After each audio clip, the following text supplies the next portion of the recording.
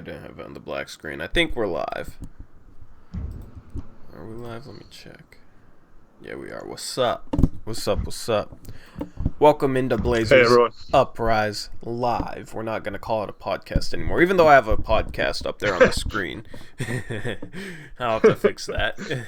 I completely forgot about that. I literally just looked at it while I was saying that we're not calling it a podcast anymore. But yeah, we're gonna start calling this Blazers Uprise Live. It has a nicer ring to it. A lot of people have like a bad opinion about podcasts or whatever. Am I lagging a little bit? I might be lagging slightly. But we have like nothing planned. I still have the Skype thing on my screen, but I got rid of it. there you go. You moving your camera isn't gonna move it. No, I'm not lagging. Okay, my like preview window in YouTube is lagging. Is Eric's audio delayed? Let's just like troubleshoot the problems at first, because we got nothing planned for this podcast. We're just gonna chill. We're just gonna chill. We're gonna talk whatever you guys want to talk about, and that's gonna be the plan for this. testing. Am I lined up? Why you? You talk so weird when you test. You could talk normal; they could still tell. I was trying to like accentuate my movements. Trevin says all seems good. Okay, let's get it. Talk about the latest trades. Yeah, we'll get into some of. What am I looking for here? Oh, I was gonna tweet out the link. Twitter. My mind is, scrambling. Let me minimize Discord. There we go, so we can keep Eric up there. Cool. Let me tweet it out to the Discord. And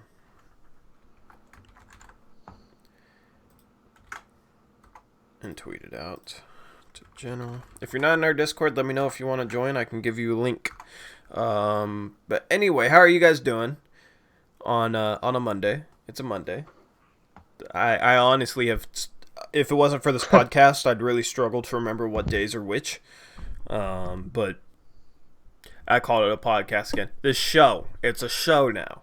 Okay, I like that better. You guys like that change? Blazers Uprise Live instead of Blazers Uprise Podcast? I like Blazers Uprise Live because it's live. It's a live show. It's not really like a podcast.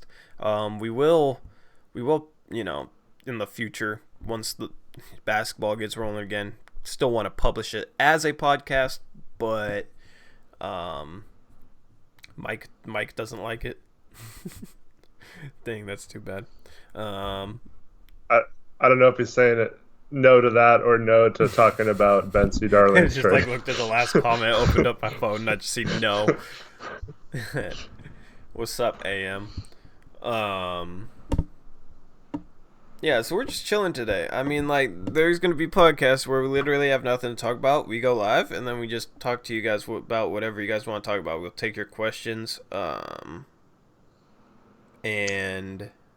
yeah. There were some, don't necessarily want to start the show off with this, but there was some sad news today. Oh, the Blazers player development and video coordinator I've never passed heard away. or seen that guy before. I don't know if you have. No, but he's only 32. Yeah, I wonder what happened with that.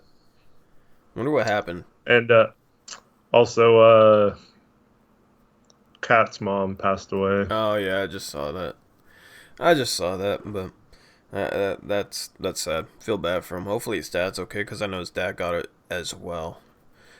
And former NFL quarterback Tavares Jackson passed away as well.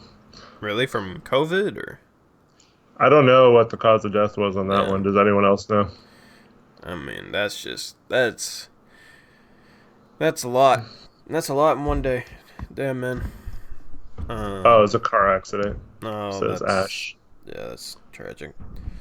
Anyway, we're gonna try and be the reprieve from the world and the state the world is in right now, because I'm reaching the point where I'm Googling every day news, just hoping to find a shred of good news, and I'm starting to get worn out, if that makes sense. Like, not worn out where I'm gonna start going out in public or anything. It's just like I I don't know. It's obviously it's gonna be a long time before stuff gets back to normal. So I mean, I'm just kind of, you know, everybody's hunkering down, but the first like month is like this is fine, this is fine. Now I'm just like, oh, this is annoying. Now like my positive mindset on, like, I've tried to keep a positive mindset. Now it's kind of getting a little tougher. I want basketball and fans back at the start of next season, in the fall, maybe November, maybe December. And honestly, I guess we can talk about this a little bit since it's basketball related. I don't think that's going to happen at this point. Yeah, it's tough without a vaccine sometime soon. I don't see how it's going to be possible. So, I mean, you could be talking about the whole next season being played without fans or something. Mm-hmm. I don't know. Next season's going to get messed up, which sucks from a fan standpoint. It sucks from, a business standpoint for me, which I'm not going to get into. It's just, it's rough. Darren Tan says, who do you want the Blazers to draft? See, that question, we're doing our mock off season right now. So, like, if I start going into, like, who I want the Blazers to draft, that might give away who I want. And, yeah, so, like, draft questions next Monday will be perfect because we're going to do the draft part of our mock off season on Friday, starting on Friday. So what I want to do for that stream, by the way, is I want to, like, go live, like, 4:30. Start the draft 4:45. Eric has first pick. We'll see what he does. We will announce the picks on stream as they roll in. We want people with the first. We want like to get. I was saying 10 picks out of the way. Hopefully, that's like my realistic goal. So if you have an early pick, please try to make that stream. If not, we can have you send us like your. Like a prospect ranking list, and we won't look at it unless it's to draft somebody. Which like Eric picks first, and then he doesn't have. Oh, he picks 14th too. But like if you just send us a list, like we could like hide it or something. I think you can message spoilers. I think. Yeah, we can also. Like if you give us your phone number or if you're able to check Discord, like if you're at work or something, we can message you or text you when it's your pick and you can just let us know. We can tell you like who's been picked so far real quick. Mm-hmm. Yeah. So, but to have a backup just in case you don't answer, it's good to just send us a ranking list at least. Yeah. Just for like the first 10 picks, because that's like the picks we're going to try and do live on stream. But if like somebody picking it, I don't know, 4, isn't there at all, like we can't go past 4, so that is the problem with that. I think, but if everyone's there and responds, like we could go pretty far actually. Yeah, I do want it to fun. I do like it when it takes like 3-4 days. Like we've done this in the past, that's usually how long it takes. I do like that when it like plays out slowly. So I don't want to, I don't know. I kind of actually didn't want to get like too much of it done and just like have it over like that. And then, no more draft. Like, I don't know. I don't know if you feel the same way on that. The only thing I'd say differently, I kind of agree with you, but I know there's a lot of people who don't have a top 10 pick who might be in the teens or later on that are like, oh man, I wanted to pick mine on stream or something, So we'll just kind of play it by ear, I think. For sure. But you also have to take into account that in between picks, there's sometimes trades and discussions that need to be made, so you don't want to rush it too much. Yeah, I mean, you got Solar Money at 2, you got Dizzy D at 3. They've been active. Forest Detroit.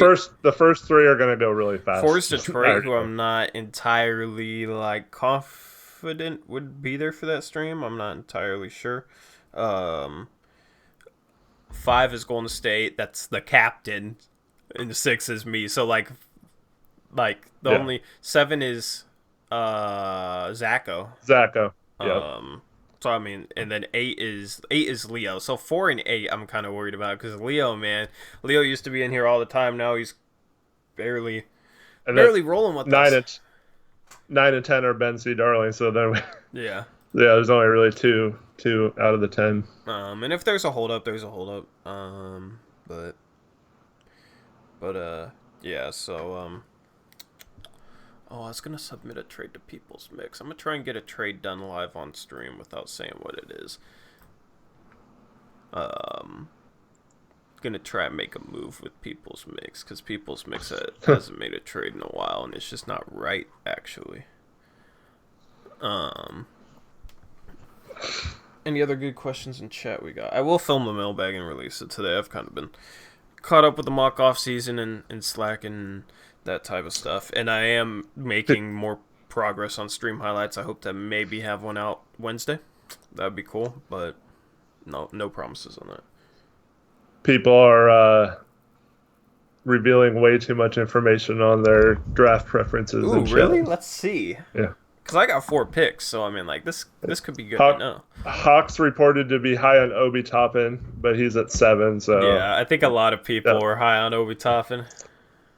Captain keeps saying the Warriors are going to take Peyton Pritchard at 5. I'm hoping that's a joke. I'm hoping that's a joke, but he's been saying it all day in chat too. don't take Pritchard at 5. He's not a 5th overall worthy pick. You could like trade into the 20s and get him, or like somebody drafts him in the teens. I don't know about in this draft. Yeah. And then we like clown the guy who drafts him in the teens. Like honestly, in real life, Peyton Pritchard could be worth like a late first in this draft. This draft's weak, but like could be worth like a late first. But don't draft him at 5. If you want him, like trade down from 5 to like 11 and something else. I don't know. Right. To like 10 and something else. If you want to draft Peyton Pritchard, take my trade offer, and then it's perfect. Yeah, and then you can take Pritchard there, or somebody else reaches for him. Yeah, you don't get Peyton Pritchard, but you know, somebody else will get a little clown for that pick, a little bit, because Peyton Pritchard isn't worth a lottery pick. You know, but I honestly, I was like, Peyton Pritchard is probably gonna get picked too high. Just because we got some Ducks fans in here. I'm not a Ducks fan, but like I'm not gonna draft one of my like a Gonzaga Bulldog too high. You know what I mean? If Petrusev is in this draft, which we're still deciding on draft prospects, which we'll talk about in a second. But if Petrusev was in this draft, I'm not gonna draft him, you know, 15th or 20th or whatever. Like he's a second round prospect, I think. Maybe fringe first round, but I'm not too sure about that. He's kind of in the same boat as Peyton Pritchard. So now someone's taken him before you. That's fine. I wasn't gonna take him. That just leaves somebody better on the board for me. I'm just trying to do the best job possible. And I will be honest, the guy who's 4th on my big board, I think would surprise people, and it would surprise you, Eric. I'm not gonna reveal it, but I'm thinking about possibly. I don't know. I was thinking about maybe trying to move up with 6, but at this point, I think I might just stick with 6 and take a guy who is a bit of a surprise. But it's like not much of a surprise, but it would be a surprise. I don't know. I've been doing some scouting, and my big board is like kind of messed up compared to like what mock drafts are. But yeah. There's only 2 guys I know of that would match that. So who? You can say them, because you're not. I don't think you're gonna say the. I'm not gonna tell you if you say the one I say, but I don't think you're going to say the one that I'm thinking of. That I have 4th on my board. I'm not gonna say anything because I don't want. Yeah. Message me. No, I'm good. Because I don't know. You don't know who it is though. That's the thing. And I'm not. I know who. As we've talked about before, there's 4 players that have been basically the 4 that have been mocked 1 through 4 in most drafts. I mean, occasionally there's a surprise in there. Not one of them. And I know there's one of the 4 that neither of us are high on. So I'm guessing that's the person who is not in your top 4. If you're thinking of who I'm thinking of, I disagree. I don't. I think I have. There's 2 in the top 4 that I kind of on, but one of them I still have in my top 3. I will say that. So yeah, I've actually been doing some scouting, and like a couple of opinions have changed, and my whole like I wish I could talk draft with Eric, because I've actually been like pouring a lot of my attention into the draft. But Zacho, I don't even know who you. Zacho, you said you wanted Toppin. If it, bro, I highly doubt he's available at 6. Um, and if he is, you couldn't blame me if I took him. There's no tampering rules on stream. That's the only place you get a reprieve. And I'm not, I'm obviously not going to try and break that rule, but I'm just saying, if anybody has 6 and Toppin falls to there, that's a shock, number one. Number two, you can't blame anybody for taking Toppin at 6. Yeah. Because his value is higher than that. But Ben C. Darling really wants Isaac Okoro, and now Zacho's saying he's going to take him ahead of him just to make him mad. and that means somebody else falls to him. Yeah. Because who I have 5th on my board is also a bit of a surprise. I don't know. So, are you saying a certain player that played overseas this year that ESPN had rated number 1 is still in your top 4 after doing scouting? Which one? the ESPN one that they had projected first overall. Let's just say it's unlikely. But that's what I was saying. Like, of the normal top 4 of this draft. Okay, yeah. He's the one that I think you would take out of the top 4, right? Yeah, I thought you were thinking of Mr. Shoots too many jumpers. But and I know you know who I'm talking about with that. Yeah. But if he would not shoot so many jumpers and would change that part, he could be good, like real good. So I'm wondering who you're taking at 1. I'm really curious to see what you do because I thought you were gonna try and trade down. So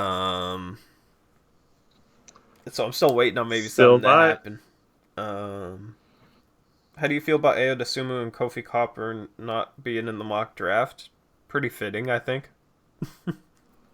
I don't know. Maybe fringe second. Well, Ben's going to take them. Yeah. Maybe. And he's going to take them too high. Maybe he was bluffing this whole time. No, he's not bluffing. We'll see. Maybe he was being smart and bluffing. Captain Cap, and actually I might need to draft Cockburn for the meme. Will we have any say on Captain Nut Cockburn? Will we have any say on like vetoing any picks at all? Like if like number 3 overall somebody takes, I don't know, Elijah Hughes or something like. All I'm going to say, if you do something like take Peyton Pritchard at 5, you're going to get clowned. Yeah. And I don't care. And once again, this is not personal. We're not saying anything about you personally. Like, you probably are a big duck honk that likes Peyton Pritchard, but that's, like, horrible. You're ruining a golden opportunity for your team to yeah, I mean, like, make a big step next year. We evaluate it honestly, in part, to motivate you guys to try to make good moves instead of do whatever. That's like part of the motivation. Is like if you don't, you're gonna get a little criticism analytically. You're gonna get some analysis that isn't the best. You know what I mean? But like you could reach for somebody and not really get that criticized for a spot because this draft's kind of wild. But if you reach for a guy who's like not even projected to be drafted and draft him in the top 10 or something, then you'll get a little heat from that. That's the thing. It's like. So I'm just going to talk a little draft. It's not my draft strategy. It's general draft strategy. But just to hopefully set you guys up that are in our mock off season. If you're not in our mock off season, I apologize.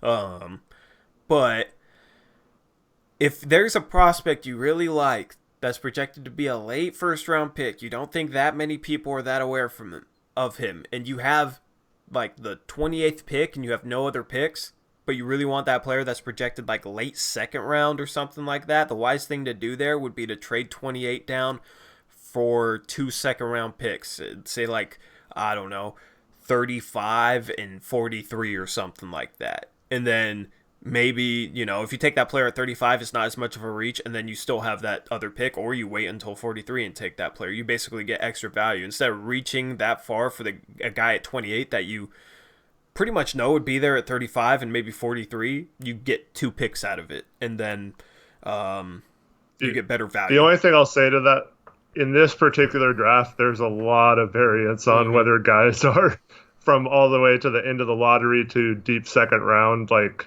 a lot of those players are Yeah. interchangeable. So all it takes is one other person to like them. So I understand if you reach a little bit in this draft, I'm not going to be too harsh on that. But yeah, I mean, it's a little bit of a risk. It's a little bit of a risk, but that's why I said like late second, because you'd still be taking him with an early second. You know, it's still a risk. But there are mock drafts out there where you guys can kind of gauge the value of players. I don't know if we're going to release our prospect list with them like ranked or what. I don't know. Probably like kind of ranked, but kind of not. So like, don't take the rankings very seriously, but like it's kind of general, if that makes people sense. are going to. Yeah. But like I won't have numbers. I won't have numbers by them or anything. You know. Yeah. I won't have numbers by them because I don't want it to be completely disorganized where you can't like find a certain player, if that makes sense. Like based off their draft range. But let me see. What's up, Portland Mid? Let me negotiate this with Mr. Mix. Is he in here? He was, yeah. Captain saying he's going to trade up to number 1 and take Pritchard there. Hey, man, if you take Pritchard at number 1 and agree to a trade, I will trade you number 1 for number 5. Yep. Because that helps me. I still get the guy I want, and I pay him less salary. Oh my goodness. Yeah, People's Mix says check your messages. I just inquired about a possible trade. Just when he gets over his trade addiction, here you come to offer him a trade. Enable his trade addiction. Gosh. Let me know if you accept. If you accept, then I'll submit it to Eric live on stream.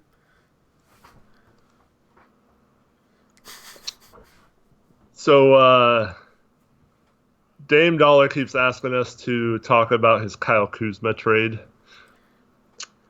Okay, we got a trade. I've traded People's Mix cash for the draft rights to Vasilije Mecic. Okay. Yeah. I did my research last night. And I'm the Spurs, so I'm making Spurs moves. How much cash you want? Giving people away. How much cash you want, People's Mix? I can give you up to 5. I can give you up to like 4 mil. See, this is and predictions. Do you even have a draft pick in this draft? I don't think Houston does. How are you going to draft a guy from Memphis? He keeps talking about how he's going to draft Prince, but yeah, or Precious. I don't think Precious. He definitely doesn't have a first round pick to draft Precious.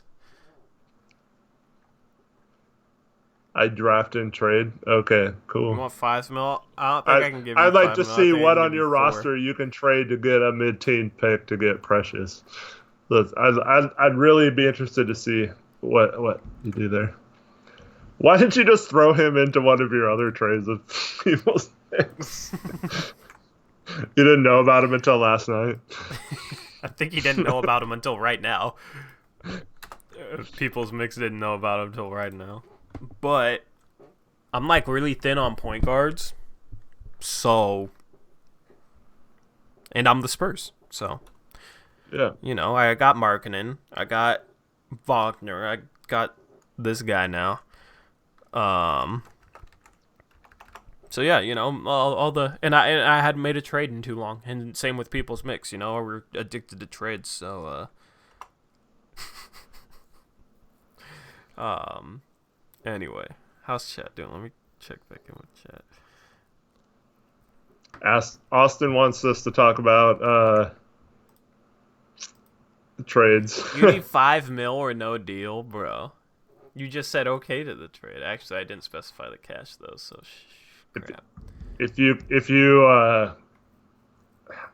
you might want to check. I don't know how much cash you have available because there's a limit how much you can This send man out. really gonna play hardball on Vasilije Mecic.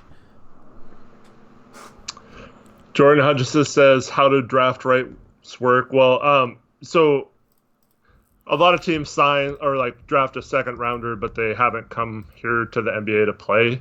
So you still have the rights to that player until they either never come to the NBA or you release those rights or trade them or whatever. So This man already got too many players on his roster. That's why you should trade him to somebody who won't sign him. But I mean, if he could just not sign him to keep the rights to him. Okay, I'll give People's Mix. I'll give you the rights to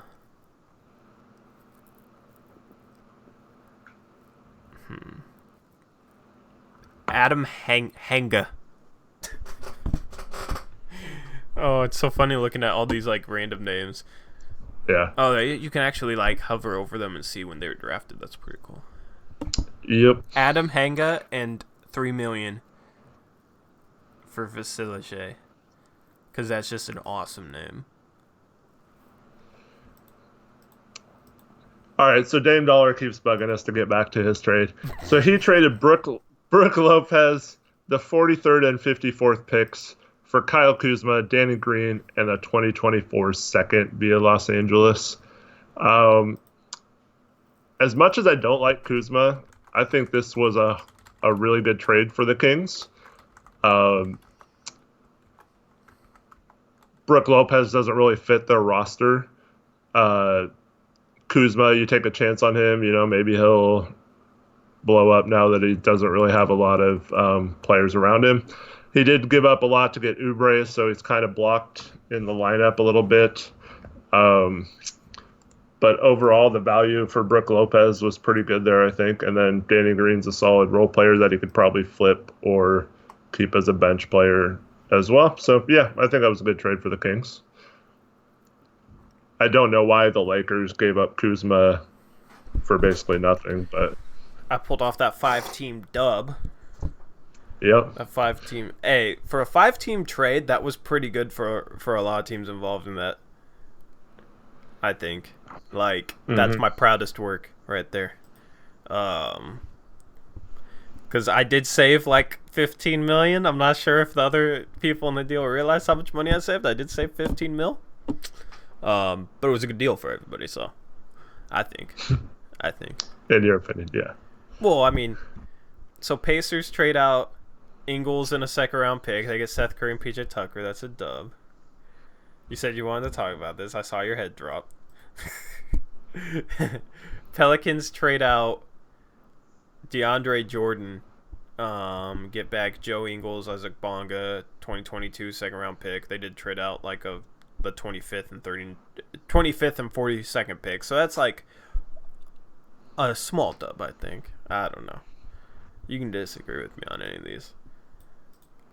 I traded up. I don't know. Actually, there's too much to even like go through, like Orlando and that. So I'm just gonna stop this here because I can't even go through it. But yeah. Yeah, I thought realistically it made some sense for most of the teams involved. That's what I was going for. I wasn't trying to fleece anybody. I was trying to accomplish a couple things and make it good for everybody else. So, if you want a deal, if you want a fair deal, I'm your guy. All right, I got you. You saved $8 million. Orlando did. Yeah, I wasn't even paying attention to how much you saved, to be honest. I don't think you saved $8 million though. Unless no way you saved $8 million. Talk about the Devontae Graham. Put out. Oh yeah, let's talk about. He put out. Go ahead. Hold on just a second. Yeah, he put out Tucker Ellington and. That's $15 million. Yeah, I don't think he's. Who was the other one he sent out? Ariza. And Arsid. I'm not even trying to pronounce his name. The Villanova guy. Who? Archie Diacono? Ryan. Yeah. There you go. Archie Diacono. Archie Diacono. Archie Diacono. So yeah, I guess he might have saved a little bit in that trade. Um, yeah. Archidiakono. I love that name. So let's talk about what the Blazers did though. So like realistically, if the Blazers tomorrow traded, which they couldn't, but so not realistically, hypothetically, traded Can I excuse myself? Anthony Simons in the 14th pick for Devonte Graham, the 40th pick, and the 47th pick. What do you guys think of that? I think that's too much value for Devonte Graham to give up Anthony Simons and 14. I think you like Devonte Graham's like 25. It's not like he's like 21. It's not like he's like young too, like Simons. Yeah, like if you're Portland, like maybe 14, maybe Anthony Simons, but not both. Because like Devonte Graham actually is like a decent defender. He's not like big enough to play the two, so I'm kind of, I don't know. I would rather have if we're gonna have a third guard, I'd rather have somebody with some size. Like Simons, like once he fills out, will have like okay-ish size for either position, 6'3", 6'4", whatever it is. So Devonte Graham's a little undersized, so that's why I'm not a huge fan of it. But like he can defend better than people think. I think people think he's a bad defender, and he's not. So like getting that I guy off the think bench would be cool. Just as a third guard would be a good third guard, kind of like poor man Seth Curry was for us or something. I don't know, but see Simons. Like Olshey would never trade him, but if we weren't all Blazer fans, like throwing Simons in a trade, like you told me, probably wouldn't warrant that response. You know what I mean? Like if you didn't follow the Blazers, you might know a little bit about Simons, but you would be like, man, look at these numbers this guy put up. And he played like almost 20 minutes a game and he was like terrible. Um, so people it know might he's not like be a as luck. raw prospect though. Yeah, but like he wouldn't be thought of anywhere near Devonte Graham's value if you just looked at their seasons, not being a fan of the NBA or anything, Yeah, right? but then you give up a 14th pick for Devonte Right. Graham with that. That's But well, the other thing I was going to say for the Blazers' point of view is we talked ad nauseum about never having like a decent backup point guard. I mean, like Shabazz was probably the best one Seth. we've had. Seth was the best one we had. Yes, Seth was yeah. better than Shabazz, and Seth could play point. Well, I don't disagree with that, but he can play point, but he didn't really play point a lot in our offense. Yeah, I don't think Like, we had like a de facto guy. When he was out there with CJ, they just kind of split it, it seemed yeah, like, and Turner split it. Like there wasn't like a de facto point guard. You don't necessarily but have to have a de facto point right, guard, which but I know that's you what I'm know, but saying. other Like, people like pigeonhole guys into certain positions. You don't have to have a de facto point. but a lot of people have been saying for years that Olshey is like against bringing up a guard, like a second unit type guard like Devonte Graham that could run the second unit and be a natural point guard, and then you don't have to run CJ at point or whatever if you have him with the second unit. So I do kind of like that the Blazers now have that kind of guy, and he's the kind of guy who can create his own offense. He can shoot a ton of volume threes. Not as good a shooter as Curry, but I'd say, can create his shot a little better than Curry. Curry, we kind of lost him in games trying to get him involved with the offense a little bit. Yeah. But I would rather have Curry than Devonte Graham if I had to pick for the Blazers. Well, yeah, Curry's more consistent. That's the thing. Is Graham is like streaky. That Graham, you don't know what you're gonna you don't know what you're gonna get night in, night out. So somebody with the third guard. Here's like my ideal third guard for the Blazers. Somebody that can defend. Somebody that's just like an all-around player. Somebody that can defend. Somebody that can knock down shots. Play make a little bit. Doesn't have to be at like a super high level, but like play make a little bit. But also has size where like they can play point, but if they're out there with Dame, they can guard shooting guards. So like think of like a poor man's Drew Holiday. Think of a guy like DeLon Wright. DeLon Wright, I think, might be a good example for this. He has size. He can play some small ball three well. So like 3-guard lineups, you do have like DeLon Wright can hang with some threes defensively. So you could play some 3-guard lineup without being like super small. And he's 6'5". He can play point. He can shoot decent enough to space the court, and he can defend.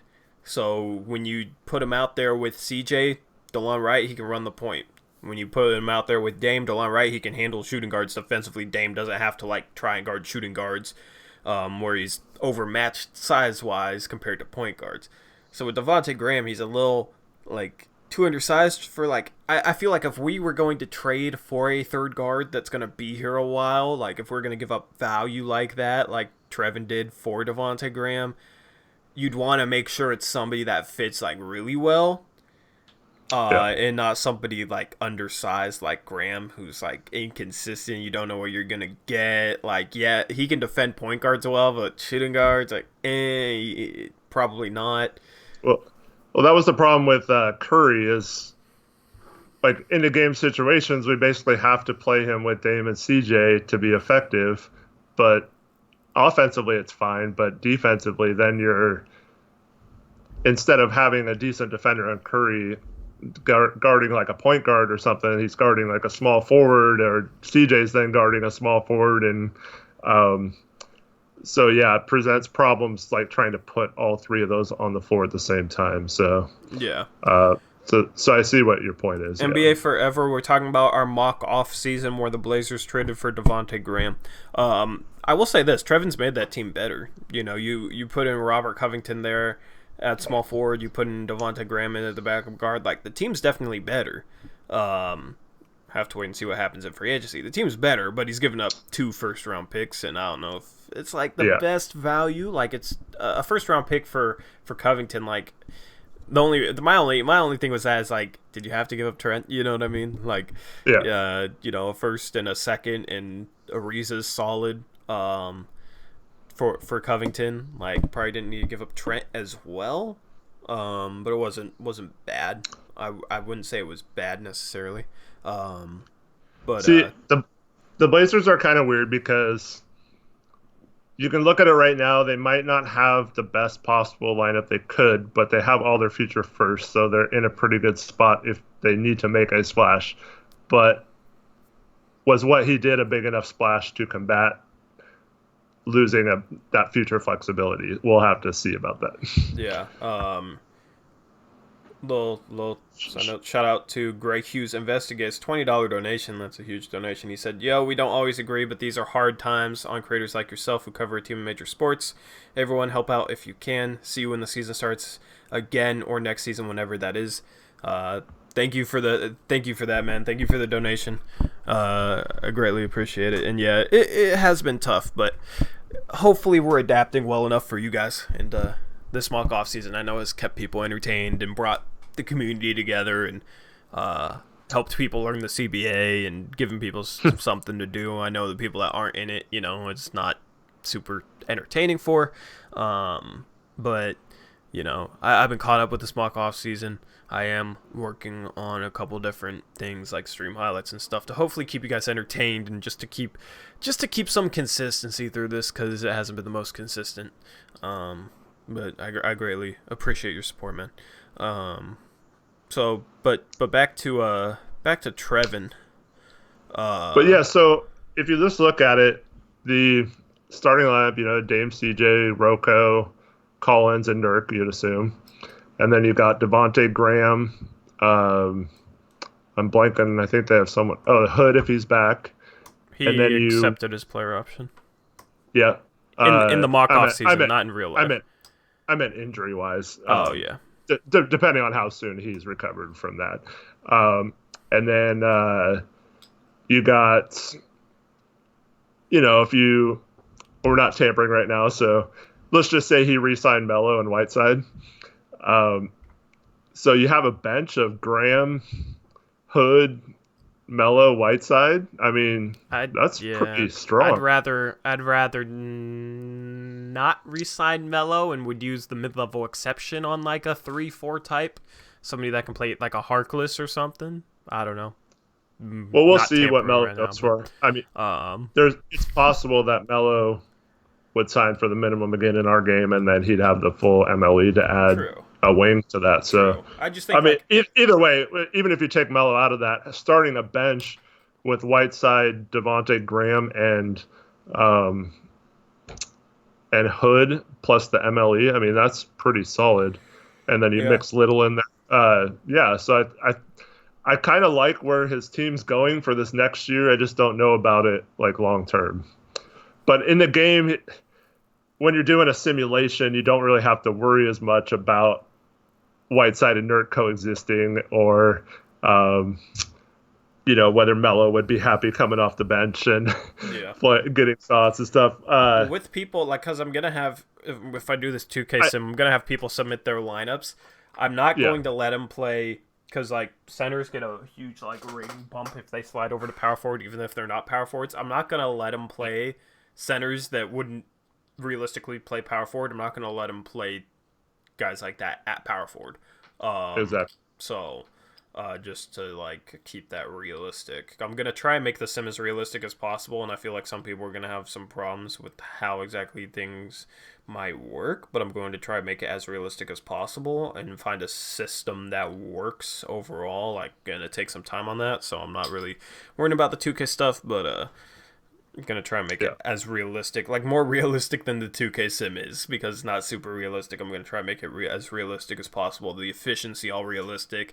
Maybe even something where you don't even see your players' ratings and they kind of like vary throughout the season, and you have to like you'll get like I don't know. I could do something where you can get feedback from like your coach saying this guy is like looks like he's improving in practice or something if like there's a rating bump. But since I'm in it, like I don't know exactly how I'd make that work, but like I want to make it where like I simulate 10 days every 2 days. 10 days in the game every 2 days or something like that. And then before I do that sim, I like will like randomize ratings by like 1 to 2 point or whatever. Like I'll have like a spreadsheet and like a math formula or whatever. Um so like Eric could see me run it, or Eric could run it from my own team. Like it'd be easy to run. And then like ratings will kind of slightly vary throughout the season, and you'll get feedback based off like stats. Because I'll just upload a video where I go through your team stats, where I go through all team stats in like 5 minutes, and then I'll like have like little blurbs from the coach saying like this guy's looking good in practice, and then you have to decide, okay, this guy, like I wasn't planning on playing him, but if the coach says he's looking good right now, do I play him? You know what I mean? And then because his rating might have bumped up a little bit. I don't know. I want to make something realistic like that. That is kind of my plan. I will figure out a system that makes more sense than what I just explained. But yeah, what do you think about that, Eric? yeah, sounds good. Um, Like I said, we'll figure all that Yeah, and out. that's just gonna be for fun. I don't want people to take that like too seriously, but like I'm gonna try and make it realistic, and hopefully it works. I'm not too sure. Gray Hughes says, "Have you watched any of the 89-90 Blazers? Man, love that fast break. Wish we had a Kersey type player and let our centers outlet the ball on the fly." Honestly, I haven't watched like maybe full games, but a lot of the highlights that I see from that team is like fast break highlights. Pretty much all the highlights I see from that team is just them out on the break playing fast. Yeah, I was born in '79, so I was about 10 at that age, and I mean, I followed the Blazers all through the '80s as a kid, but that's when my love for basketball really grew, was watching that particular Blazer team. I wish So I yeah, wish this team ran more. I wish we yeah, ran more, man. Because like when we run, I don't know. I just feel like we look good when we run. I don't know. I feel like we get a lot more like swagger when we're playing in transition. We get a lot more confidence, and it like snowballs into us like getting hot from three and attacking the rim well, moving the ball. Like when we're not looking to push in transition, I feel like that's when things really start to fall apart.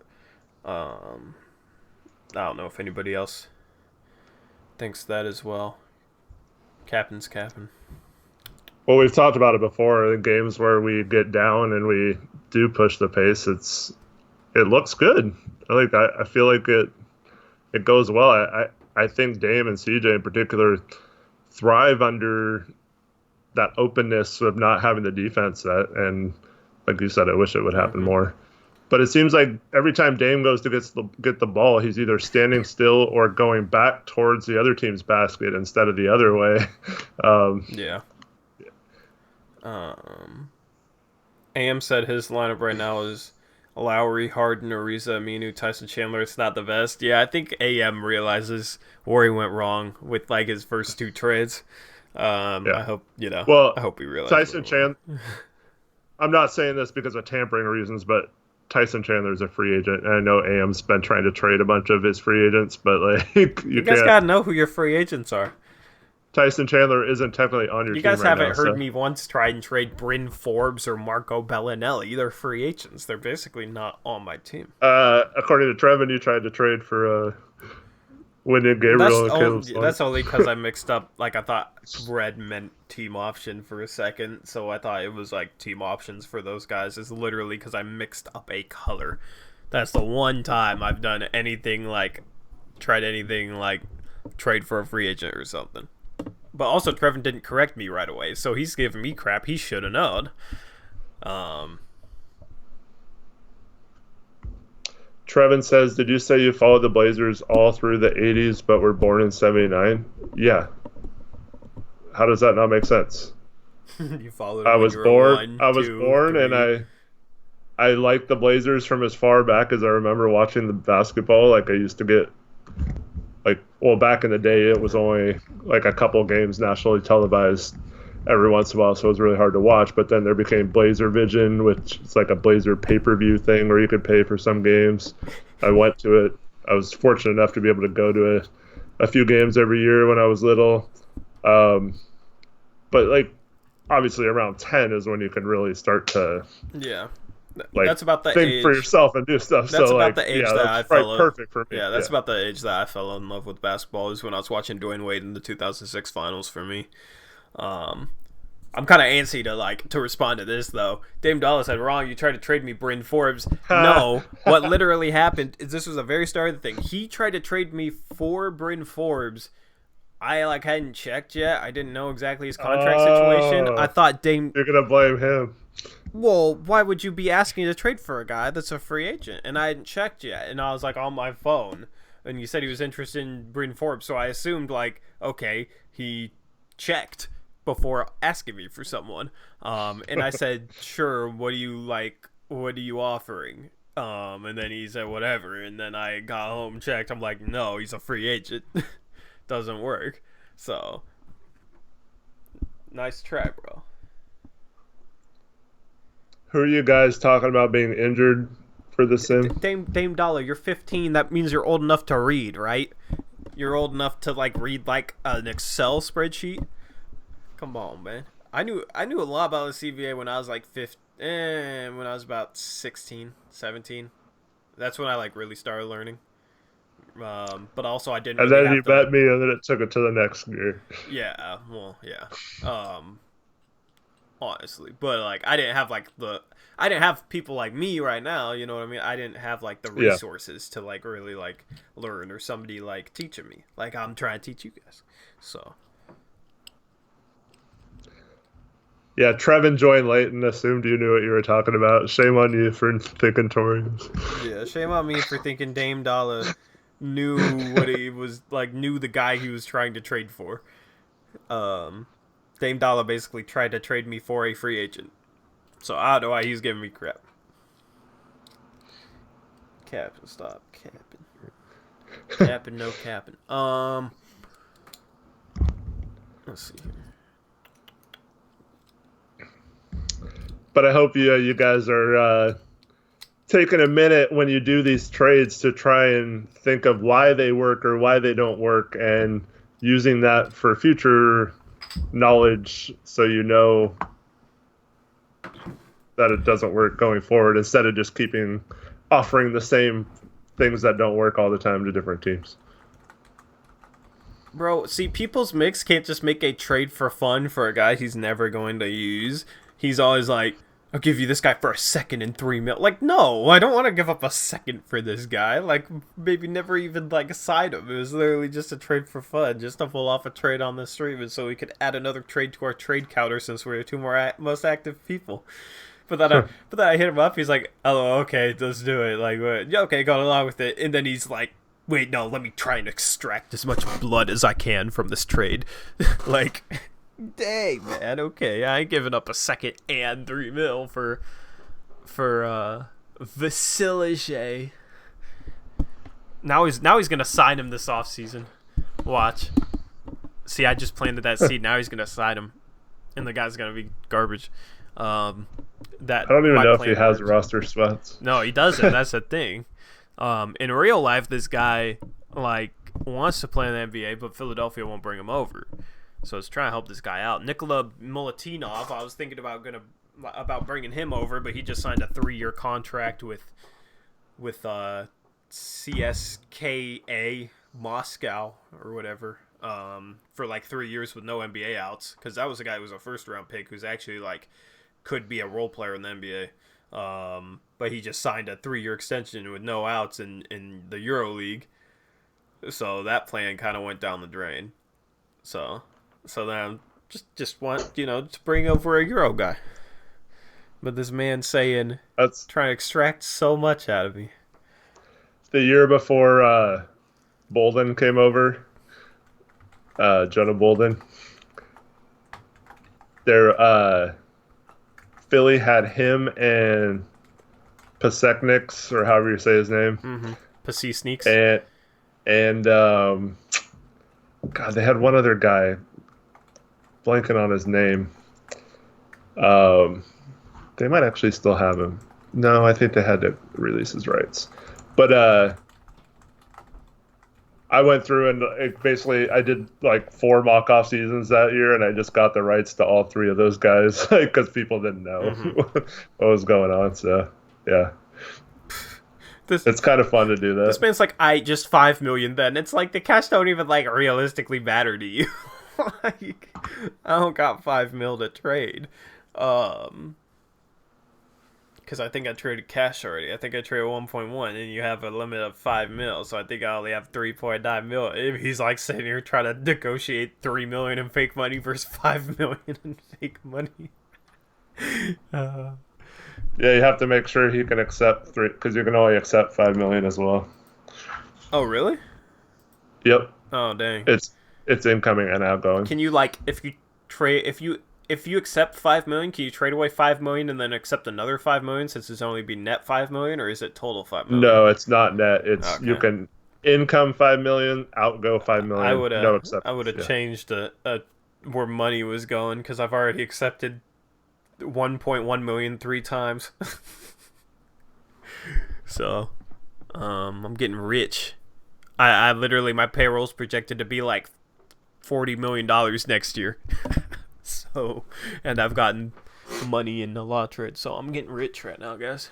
That was my game plan. Getting money. Good job. Proud of me. What's up, Clutchinson is asking about his Pelicans. Well, first of all, Brandon Ingram's a restricted free agent, so yeah, of course you could match offers for him, but technically he's not on your team right now. But projected lineup with him in it: Lonzo, Dinwiddie, Ingram, Zion, Adams. Bench with Rondo, Ingles, Nance Jr., and JaVale McGee. I mean, overall, it's pretty good. I thought you gave up way too much in the Adams trade. The Ingles trade was good for you, though, to rebound a little bit.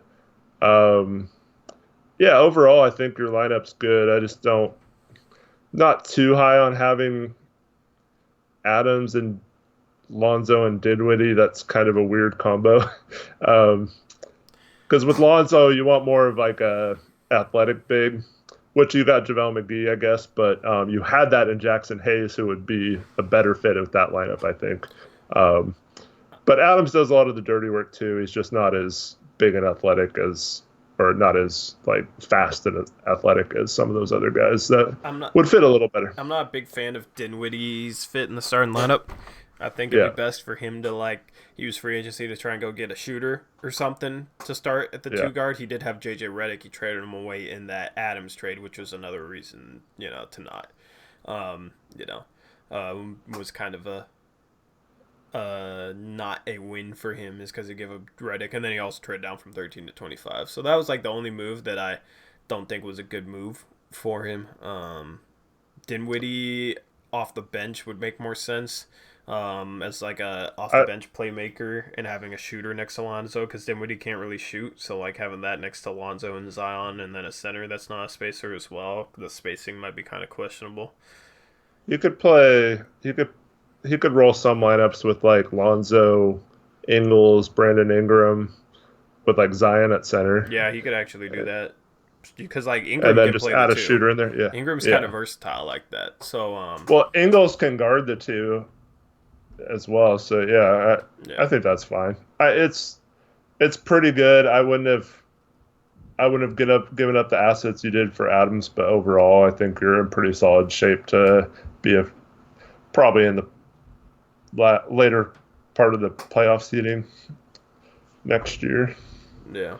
It's gonna be tough in the West. There's still a lot of good teams. Yep. And you got Kyrie on Oklahoma City. It's just weird. I had said trade rumor Kyle Anderson interested in going back to the Spurs. Well, the Spurs aren't interested in him at all. um, unless you're like, well, how many years does Kyle Anderson have left? If he was on an expiring contract, I'd say maybe, No, it's not. but I it's think he has not. at least two. Yeah. So I'm not. I'll look it up. I'm not a fan of taking that long Yeah, term. he's 9.5 million next year and 9.9 the next year. So he has 2 years Which, left. yeah, Gotcha. Let's talk about the fact that DeAndre Jordan is not on my team anymore. He's good job, Ash. You won that trade today. so given what he got for DeAndre Jordan, is that trade a lateral move now, Eric? No, I do not grade trades based on what you get for that person.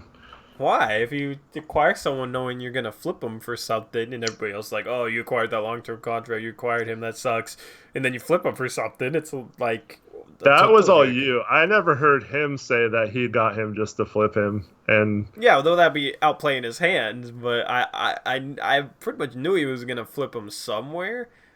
But I also uh, said I think he's going to flip him with the like knowledge but that like yeah he's gonna flip him. but see, this is why I can't say that.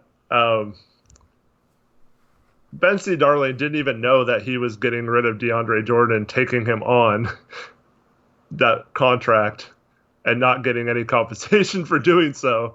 He just got compensation from Chicago. So, like, this is what I'm saying. He got lucky that someone wasn't paying attention in a trade, and he got. Man, have you seen how many times Cody Zeller and Dwight Powell have gotten traded? Dwight Powell has like the same exact But, contract, a little bit more expensive, and he has a torn Achilles, and he's been traded like 5 times. yeah, but he's younger and a more fun player than. Yeah, you're trying to don't even he, try and stretch it. He's younger and a more. He has a torn Achilles, bro. He's an athletic big with a torn Achilles. well, I've traded both of those players. Yeah, so I don't even want to hear it, bro. And you got good But value back, so Cody Zeller is on an expiring deal, no, he's not. and yeah, he is. Is he expiring? Bro, I had him on my team. Yes, he's I don't know. You traded expiring. him so fast, you probably it doesn't even count as you having him on this team. I thought he had 2 years left at 30 mil. No, no, he's got 1 year at like 14 mil. Because you know I mess around with all this stuff in 2K, so all my knowledge of these contracts that's where it comes from. Yes, he's an expiring 14 mil, so he's not even in the same conversation as Okay, yeah, those but other Dwight two. Powell. Yeah, okay. So I was going to get back to that. I know. I'm segueing you. So Transition. I traded Zeller for Dwight Powell, uh, because I knew Powell would have more value in this game. But yeah, and you praised everyone who's traded for You Zeller. knew So Dwight Powell would have more value, okay, and Ash knew that DeAndre Jordan would have value since Dwight Powell's had value. but Like DeAndre I Jordan's say better and I he's also healthy. saved money in that trade, and But you just said Dwight Powell I has value. yes, you're not understanding what I'm saying. I'm in a position where I'm rebuilding. I don't care about taking bad contracts or doing stuff, whereas he is kind of in the middle between both. I mean, he trades for Covington and Ariza, and then he gets out of them again. But you know, like you're not going to convince me that that trade was good for him. No, So I know you've made up your mind, and there's no convincing you. But no, I but just I don't get it. Like there's no incentive for him to do that. If you want to say, look, it's kind of fair to trade these kind of guys for these kind or these picks for these picks, fine. You wanted to move down in the draft, that's cool. But like I didn't understand why he wouldn't just do that then instead of including all those uh other people. And yeah, I told him today that was a great trade for the Magic. He won that trade. It's like that was a good trade. But I'm not going to judge a previous trade on that one. So no, well, when you make, I don't know, because if you make a trade to set something else up, you judge the first setup trade. But but this is it was made with something else in mind. Like I don't know. but he didn't I had a specific plan. I was going to trade down from Zeller to Dwight Powell and then I'm trade not saying Dwight you didn't. Powell for I'm not someone saying you didn't. cheaper. I'm just saying He Dwight just Powell has been traded so many but times, like he has like yes, some value, so you know that DeAndre Jordan but has value, so it's fine to take him, knowing you but can flip him. I turned Cody Zeller into Felicio, who's half the contract of Zeller, and I got a second round pick out of it. So I saved $7 million and got a second round pick. I had that plan all along to try and trade down to save salary. Right. Whereas when you say, look, he got something for DeAndre Jordan, he didn't have a You, plan to go out and do something for you're acting DeAndre like you're Jordan. the He only just, one who's traded Dwight Powell. I understand that. I'm saying that overall, if you have a plan that's coming together, I could understand some of these moves, but I don't get what he's doing. His trades conflict with what he's doing when he does them. See, like that is like the only valid argument. Like I don't know, the argument that like, oh, DeAndre Jordan, why in the world would you take him on without like the like thought DeAndre that Jordan makes no sense without the thought that he could flip him because DeAndre for Jordan still something has that 3 fits years his and like 10 timeline. million. I mean, like Sadorinsky is still pretty young, so I know, and like I said, he got lucky that someone like the other two people weren't even paying attention and were just trying to make a trade work that didn't work otherwise, and gave him. I mean, Ben C. Darling did not care about the contract. He didn't even look. I don't think. Like, like so he just wanted the number 31 pick, and that's all he cared about was getting in on this on another pick in this draft, so he can draft his Illinois guys. So like. Yeah, I can't judge a previous trade because someone else let him off the hook. And but no, good trade, absolutely. That was a great trade for Orlando. hating on my man Ash. Sorry, Ash. I apologize. And I'm trolling don't you. do I'm that kidding. either. I'm trolling. Don't do that, man. That pisses me off because people take this stuff I'm personally. kidding. I I'm am analyzing kidding. a I'm trade that are made, kidding. and you always I'm have to make it kidding. My personal. bad. It Ash, wasn't personal. Ash, That was it. every time I say something bad about Orlando, Ash thinks I hate him and that I hate like I never like a move. I liked his Oh, first actually, 3 yeah. trades. I You're just right. liked his second trade, 2 trades, and then I liked this one again. So I know. like I I'm was just just judging kidding. the I trades. It know. has I was nothing to just do with kidding. the person. Maybe that didn't come across as a joke. I was just kidding. But yeah, Ash, you do kind of take this a little bit more personally than you should. So I shouldn't joke about it when it comes in regards to you, because it's not personal, bro. But yeah, no, I was joking, bro. I was completely joking. Anyway, chat, hit us with something. Hit us with something to talk about. A trade, your team, whatever. I don't care. Alex Wolf wants to know what Cleveland got for Kevin Love. They got Al Horford and a first, I think. Something like that. I'll look up real quick. Yeah, they got Al Horford, the number 48 pick in the draft, a protected future first, and a couple seconds. Trent Frazier, who's that? Is that another guy who plays for Illinois? No, the Cleveland trade was good. I don't know. Like there was like I forget who gave up more value. I think it was like giving up the 22nd pick and a future first for Cleveland was like a little over. I don't even remember. I just said it. Yeah, I know. I was reading chat, but like I remember the trade because I think I was the one who posted it. Kevin Love went to the Warriors. Al Horford, the 48th pick. Oh, I thought you were okay. Yeah, a future first and a couple of seconds. Yeah, I was thinking. I mixed up the Drummond and. Oh no, just 1 second. The top 8 is protected for 1 year, and then it turns into a couple of second rounders. It's solid. You just should have traded Draymond for Kevin Love. You should have traded Draymond and a pick for Kevin Love instead of trading Draymond and a pick for Al Horford and then Al Horford and a pick for Kevin Love. You gave up an extra pick where you probably didn't need to.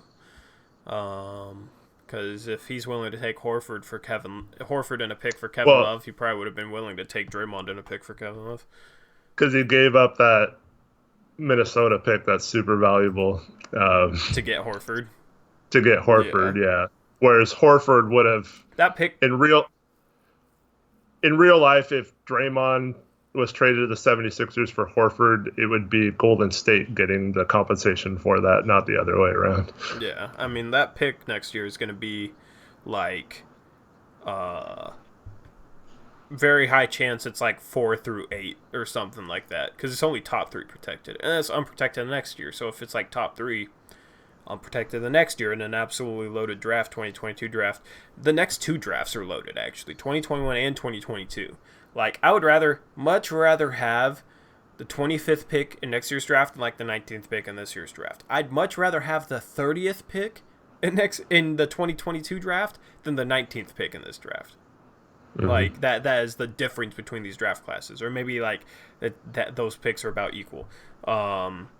Because you got high schoolers coming in 2022, so you're gonna have like the high school class from the year before finally eligible to get drafted, and then like the high school class from like that year, because they're gonna change the rule and make it so high schoolers can enter the draft again. So you're gonna have 2 high school classes that the first time they can be drafted is 2022. So you're gonna have like double like the talent at the top, in 2022.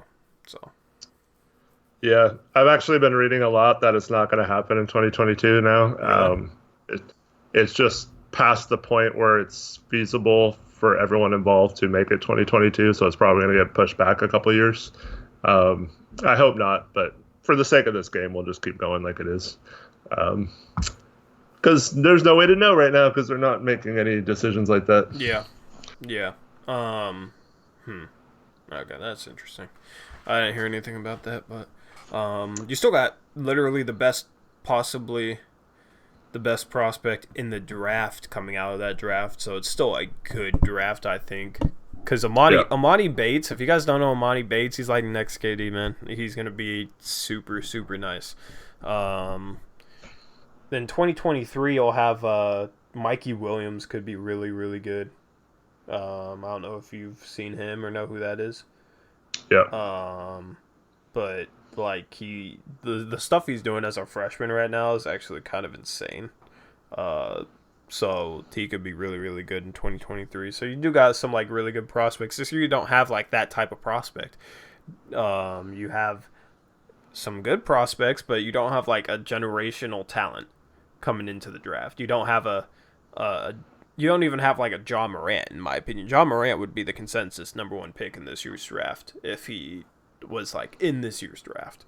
So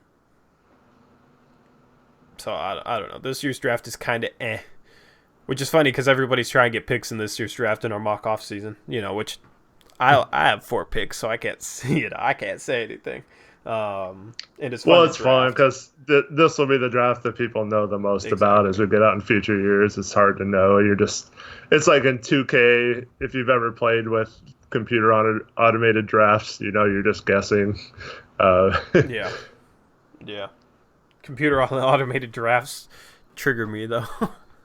Yeah. Because there'll be like a perfectly ranked draft class with real players, and then you'll get like Peyton Pritchard at number 5 or something crazy.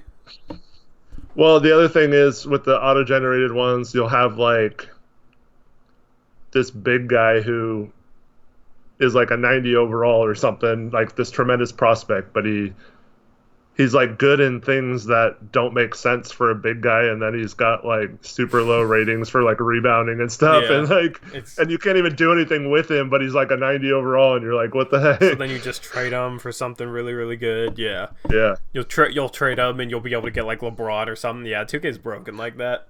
That's why I'm gonna try and make the sim. I'm gonna try and like add things to the sim to make it a lot more realistic than it already is.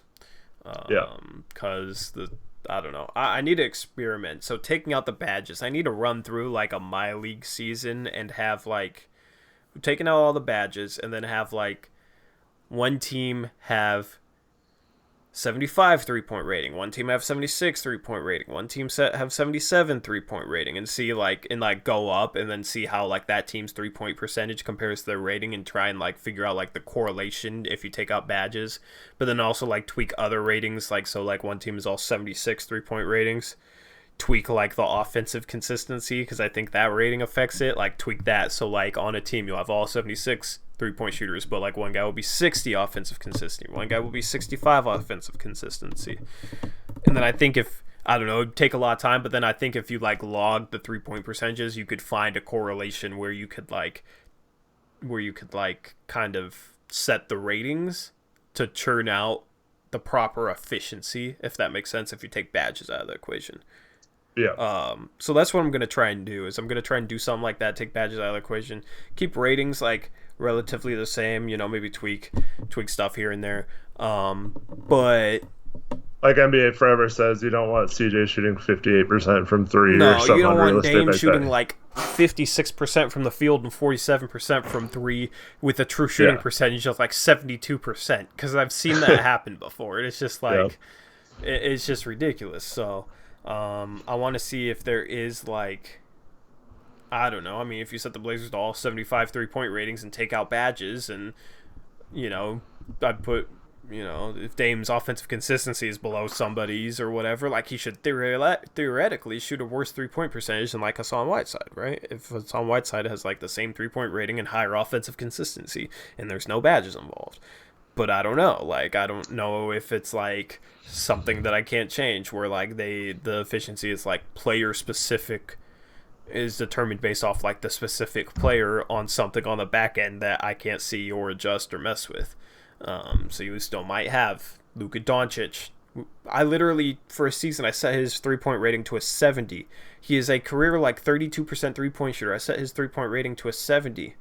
He's out there shooting 45%. Like it's yeah. it's it's it's silly. So I hope they fix that next year and make it more realistic in that way. But we'll see.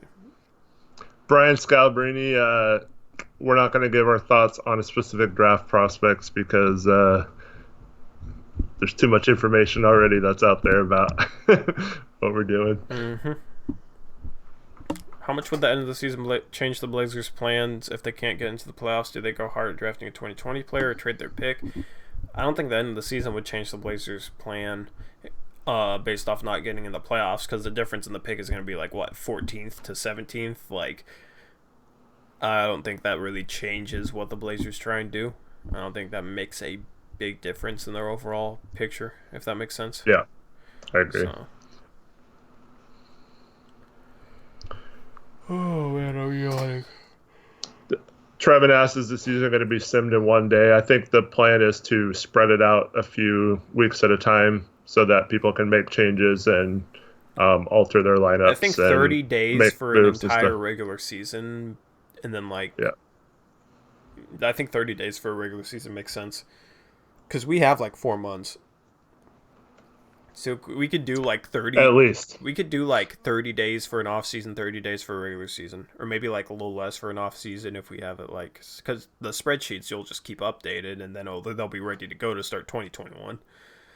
Mm-hmm. Right? Like and then yep. You know, I think we'd make it where the playoffs, like if your team's not involved in the playoffs, you can trade or something when we simulate the playoffs. So like I don't know. We do. Well, we'll have like in the middle of the playoffs, we'll have the draft lottery for those teams, Hmm. and Hmm. you have to figure out how to make the records Well, work off actually, the stream. draft lottery would be because there is a draft lottery in 2K, but it comes after the finals. Oh, okay. So we would have to wait until after. But my hope would be like That right after sucks. the final, because like the lottery would be like based off what happened in 2K, which is what we'd base next year's Oh, lottery right, off right. of. Um, So you wouldn't have to rig it. Yeah. yeah, it'd be basically exactly based off of that. We might have to like some second round picks might be a little screwed up, so we might have to like adjust. And like the protections, 2K only has like top 3, top 5, or top 10 protected, so we might have to uh to sort out things there. But overall it'll be accurate. But I'm hoping we could get right into like 2021 draft, like right after the finals end. People have like the playoffs for their trading, and the really good teams, they don't need to make a bunch of trades, and they can like trade during the draft or something. I don't know. I don't know. But like not Well, in real life, there's about a week or so. Yeah. yeah. So And honestly, Eric, you wouldn't even have to really do much while I run the sim. That'd be like me stepping up and doing my part is running that sim, and like trying to do what I'm trying to do with the ratings and all that. But yeah, so I'm hoping maybe get through like yeah, couple years. bump up Jared Allen to superstar potential. No, see, like that's the thing. If I do something with the ratings, with them being like variable, I'm not gonna rig it for myself. One, there's no satisfaction in that at all. Like there's no, you know what I mean. Two, I feel, I would feel like guilty. Like, you know what I mean? I wouldn't do, there's no satisfaction, and I'd feel bad, and it'd be lame of me to do.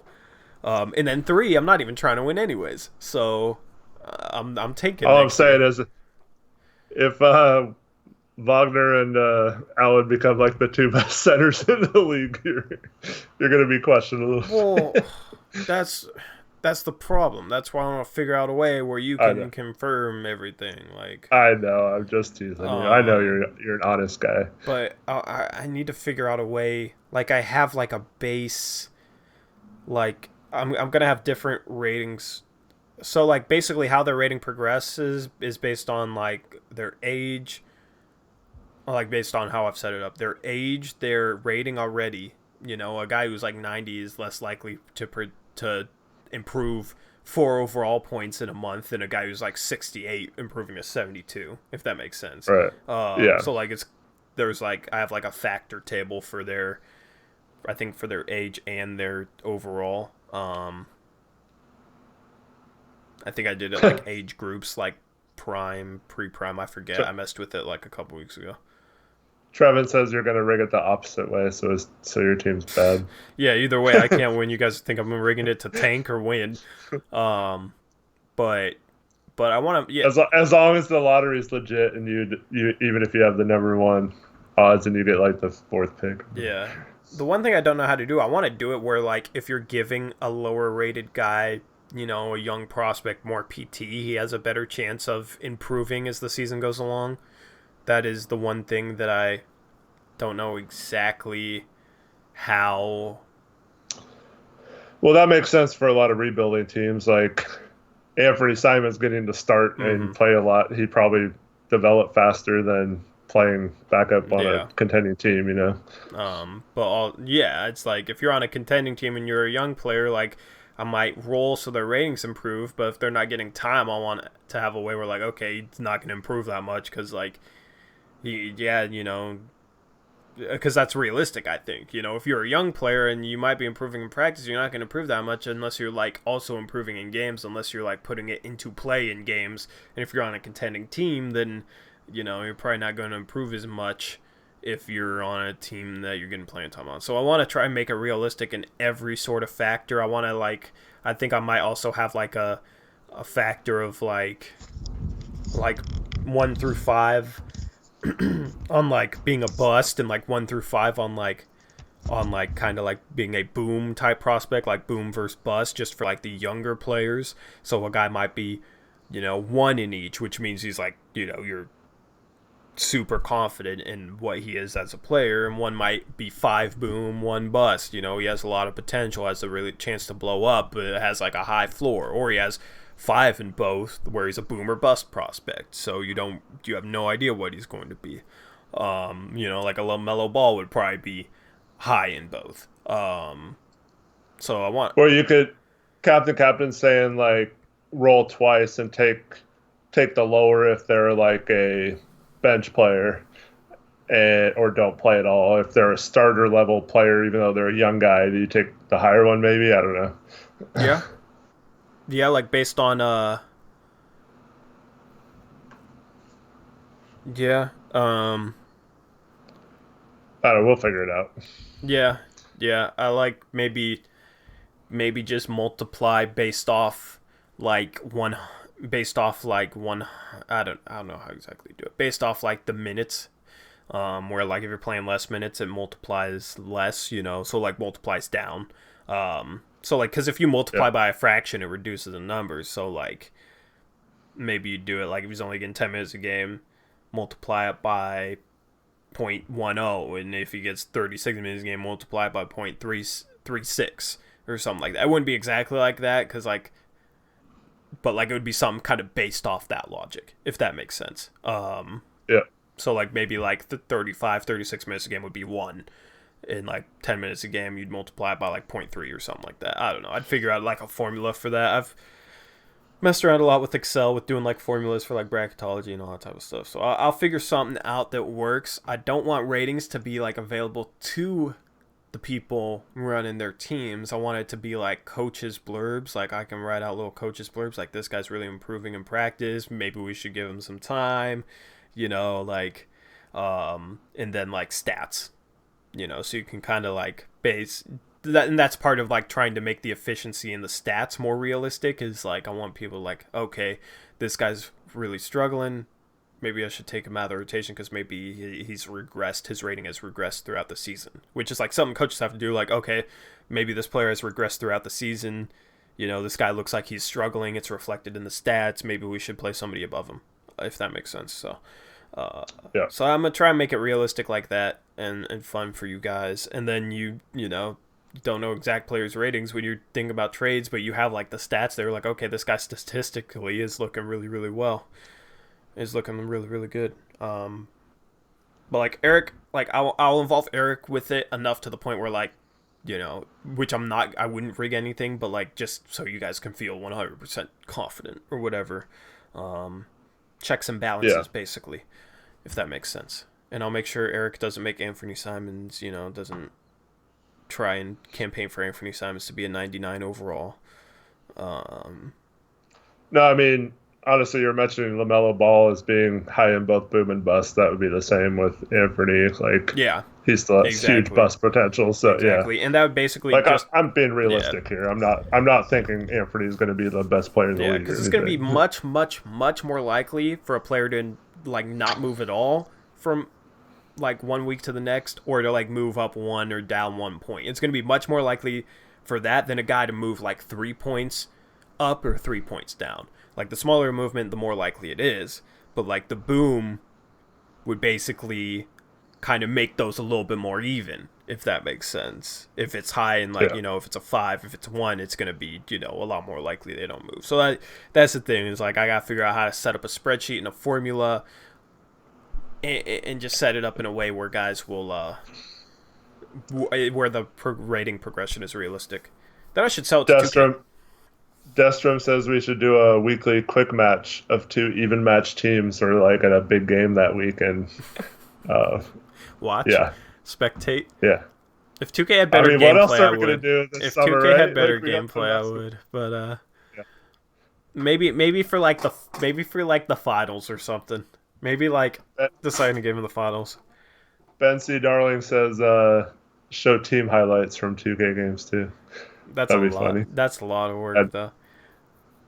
Maybe just randomly we'll show Because this is already going to be a lot of work, like simulating every couple days and randomizing. Because I'm going to do it in a spreadsheet where like I can copy the randomized numbers and paste them to a spreadsheet next to the player, and then the formula turns out like their rating differential to try and make it easiest on me. So it'll be like +1, -1. I can see it, and then just go through the rosters and like change it accordingly or whatever. But So, because I'm going to try and do it like that, but that's like every 2 days or so. So it's already like decent amount of work. And then sim it, because I'm going to do it every 10 days in 2Ks, every 2 days. And like every 10 days, I'll like re-roll for like just a little change in the ratings. Um, but also, I might do something where I might give a person like 3 different skills and 3 different players that they want to try and work on throughout the season. So like passing in a big man who's not like much of a passer at the moment, and then if that player gets I a know who lot you'd of use that on. well, if that player gets a lot of improvement throughout the season, then like it gets improves a lot throughout the season, then that skill will improve more than like the other skills. Like that would be like the main skill he like shows improvement in. So you can maybe see somebody like a center who doesn't really shoot threes yet progress 3 point shooting wise over a couple years, or like progress in his passing over a couple years, or a poor defensive guard like becomes average or something like that. I think that would be a pretty cool thing for people to do.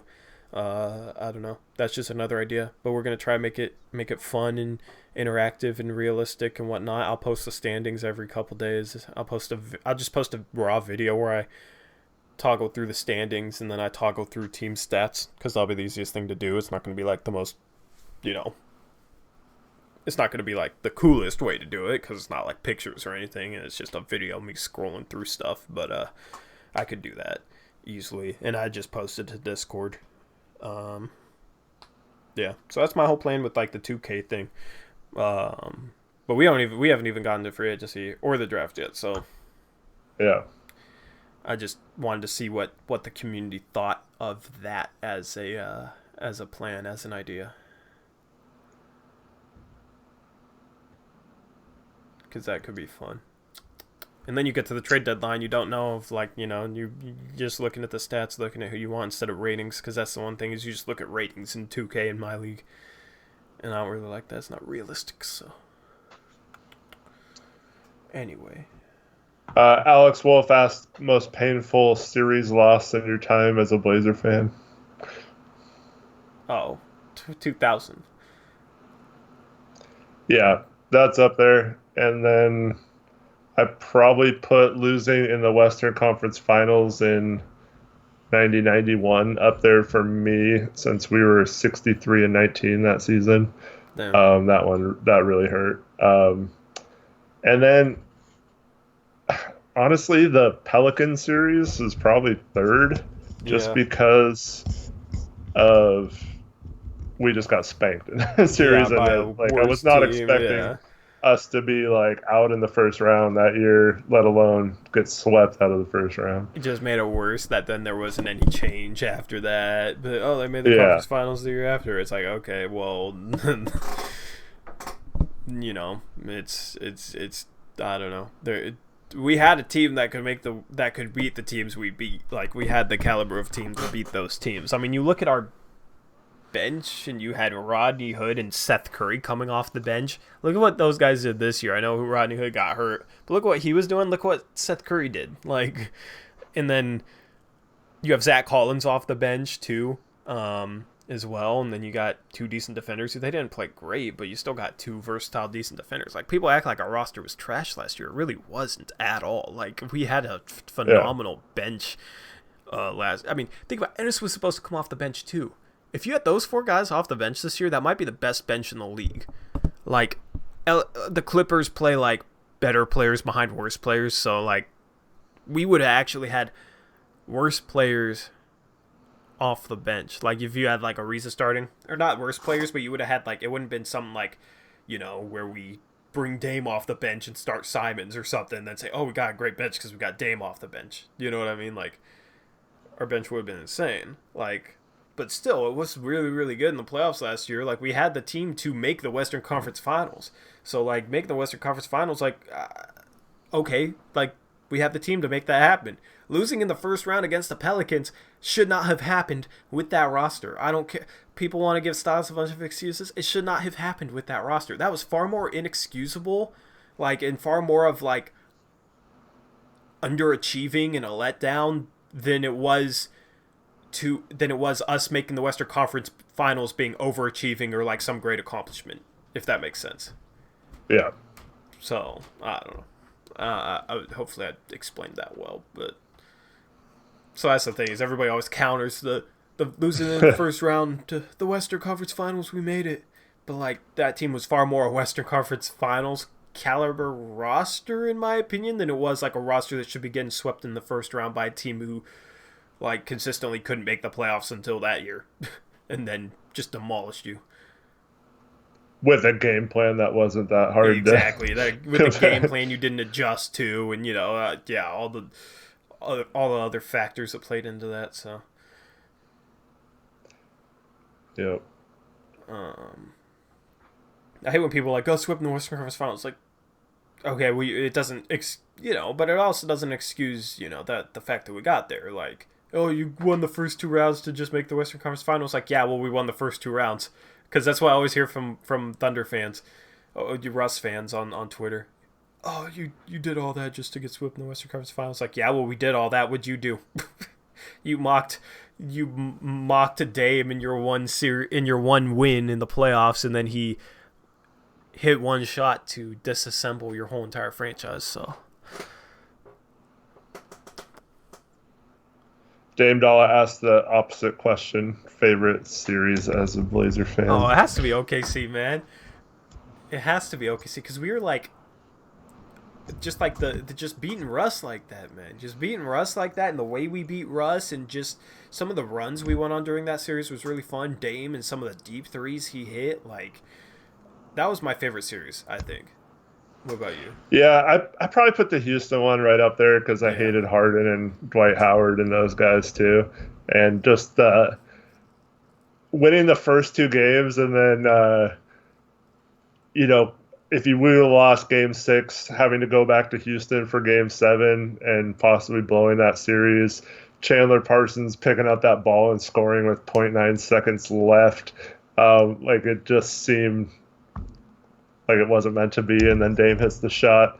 Um, but yeah, the OKC one was very yeah. satisfying when you got the way they acted after they won Game 3, and um, to pump them, and then they had a 15-point lead in the fourth quarter of that game, and we came back and won. That was pretty amazing. I think people are starting to forget that. Yeah, they were up 15 with like 8 minutes left. Like that was an insane comeback. It got overshadowed by Dame in that shot, which Honestly, I think it was like 4 or 5 minutes left that they were up 15, and like everything went perfectly after that. it might have been 7.5. I was watching the highlights. I've been watching full highlights of like playoff games. I think it might have been like 7.5. It wasn't like below that, but it was probably like 10 with like 4 left, and then they end up getting back. The an underrated one to me was I think it was in the series before the 2000 Western Conference Finals was finally beating the Jazz in the playoffs, and Karl Malone and John Stockton and those guys. And those were like, I'm trying to think of a comparison, but those guys were like dirty players, like they always threw elbows, and it was always like super physical, Yeah. and so it was very satisfying to finally beat that I team. feel like the Nuggets one has to be up there too, just because that series was to the wire. That had a At a lot. 4 overtime game. Yeah, it had a lot of like big moments in it, and then you have CJ like we just look horrible, look like we don't even deserve to be a playoff caliber team, let alone in Game 7 to go to the conference finals in the first half of that Game 7. Like we were horrible, and then we somehow fight back, and then you got CJ putting the team on his back in crunch time of like a 1 possession, 2 possession game in Denver, to win that series. I mean, like that has to be up there, I think. Yeah, it was a great series.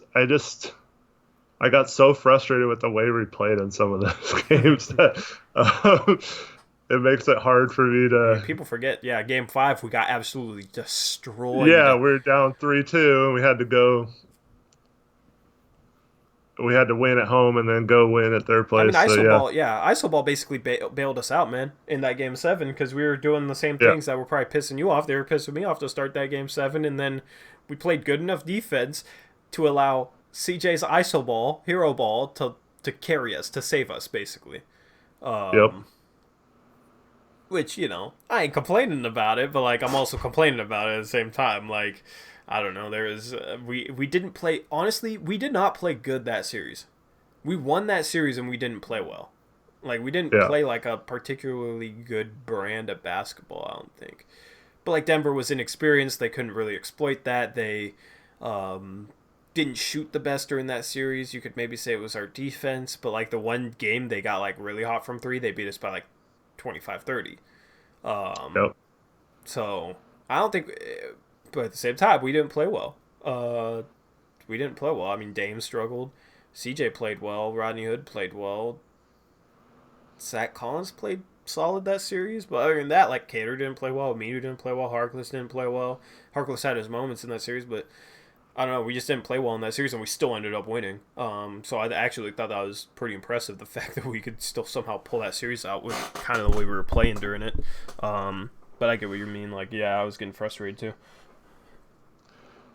And then, of course, in my lifetime, the two series that we won, the Western Conference Finals to make the NBA Finals, even though we didn't win, those were both great moments too.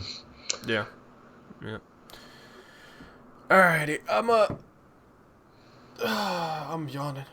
I'm gonna go get some Black Rock. I'm gonna go on a drive Have fun. just to see some sunlight. And yeah, I mean, there's really nothing to plug. If you don't follow me on Twitter and you're watching this, then follow me on Twitter. Follow Eric, that type of stuff. But I feel like everybody on here, everybody watching us that's on Twitter already follows us. So Yeah, let me know about if you get the rights to that dude you're talking about. I'm trying, man. This dude's like haggling me on fake money. Fake money. Because honestly, I'd probably bring him over. I don't really have a point guard right now. I'm gonna try and I'm gonna try and I'm not gonna tamper here, but I'm gonna try and pull off some surprises. And nice trees, bro. What? Ben asked if the sun was still up for us. Oh, got you. I was like, what the? Got you. Yeah, you can't see it shining off his door. But I'm gonna try and pull off some surprises in free agency. I mean, $75 million in cap space can maybe, steal a couple guys. Can maybe make some things happen. And if not, I'll be a cap dump. So, if you're looking to dump cap, give me those assets. But I'm trying to get to 80 mil. That's been my goal. All right, I have to say the same thing. I'm also willing to take on salary because I'm going to have a lot of money. How much cap space you projected? Depending on how much the picks end up being or what picks I end up with, it's probably going to be about 50 million. 40 to 50 million. And that's with Batum on my team. Batum and Felicio. So that's 34 mil. That's like my payroll right now. Yeah. But you don't really got anybody beyond and I don't have any long-term salary other than like rookie guys. So there's your guys' cap dump spots. But honestly, like that's the thing is a lot of teams don't have free agent money. So it's going to be interesting how it plays out. I think there will be good players left on the market that like don't end up getting paid and everybody runs out of cap space and they can be had for like 1 year, 15 mil or something. And then they can be traded at the deadline. So my strategy is basically kind of Dame Dollar, I DM'd you about that. You didn't respond though. Man, I'm still mad people's mix really gonna haggle on fake money, on Monopoly money, man. I'm trying to trade him $3 million Monopoly money and he's asking for $5 for Vasilije. I was kind of pissed, bro. I was like, oh, they have the rights to Molatinov. I remember him. Like, this is a decent prospect. And then I Google him, and it like 1 hour ago it had been reported that he had signed a 3-year extension with no NBA outs. I was like, wow, the timing. Like, I'm just frustrated because I was gonna bring him over because I don't think anybody like maybe people might try and do that now. The thing is, they have to be like reasonably like would come over. But I figured nobody was gonna do that, so I was gonna try and be unique can do that. You should have done it on a stream. You should have just said privately, "Hey, can I buy the rights to this Oh person?" yeah, You no. don't care. Oh no, now it's a thing. Now it's a thing because it would have been funny. Mock completed trades. You see cash for the Because draft rights too. People's Mix is the type of guy that'll hold that against you now that you propped him up for a minute. Man, yeah, he's. It's probably smart for him to do that and try to extract them as much as you can. But I mean, I'm not. Dude's it's the draft rights to a guy's but name. what does he care if he has money or the draft rights on his sheet? You know. True. He can say, I don't know. Yeah, I don't know. Because I ain't giving up anything of value. But I say I give up the draft rights to the Hanga guy who has an awesome last name. Hanga, whatever you say, and money. So, I don't know. I was trying to make a Spursian splash. But, because I gotta draft Spursy players, I gotta acquire Spursy players. I got Markkinen, who's a Spursy player. Jared Allen, I feel like, is a Spursy player. Nah, I just got to get other Spursy players. And then we're going to win like 5 championships in the next 10 years. So, anyway. After we win the lottery the next 2. You already won the lottery this year, bro. If you won the lottery again next year, I'd be kind of pissed. Yeah. Unfortunately, this is the wrong year to win the lottery. Feeling Spursy. Yeah, but you were 8th, dude. I know. I'm glad I moved up from 8th. Yeah, that definitely puts my team in a much better position. I tried so hard to trade up for so long, just to finally get to 6. And oh, if I had gotten the top 8, cool. And I was thinking the whole time, if I just won the lottery, I would have 3 first-round picks right now, and I have 2. I have a late one, but I would have been able to save some assets and I don't know, get even higher, and it would have just been so much easier to have won the lottery, which you won, after me saying, no, there's no way you're going to win the lottery, and then, of course, nothing happens until your team, and then your team, yeah, stupid Tankathon, man. Tankathon screwed me. Shoot, I'm going to rerun the lottery right now to see what it would have been right now if we did it. No, it wouldn't have been me, but it wouldn't have been you, so that would have been good. Would have been Minnesota, Golden State, Washington, New York. Hey, you've never contacted me about the number 1 pick? I don't. I feel like you'd try and finesse me, and if you couldn't finesse me, then you. Well, why would I try and finesse you? Yeah, true. I'm unfinessable, so. But I know you're unfinessable as well, so I don't know. But also, I figured you wouldn't want to trade out of the top 4. So that's why, if I had gotten up to 4, then I would have been talking to you. But since I'm at 6, it's kind of I feel like you wouldn't want to trade all the way down to 6. And if you did, since 6 is out of the top 4, you'd want so much value that it'd kind of just be at that point, if that makes sense. Yeah. You'd want my top 3 protected 2021 first or something like that, and I'm all in on the 2021 draft. So yep, that pick is better than the 6th pick at this point. I think. Honestly, top 5 players next year would be number 1 picks in this year's draft. Yep. It's Kuminga, Jalen Green, Evan Mobley. God, I forget who the other 2 are. Who else?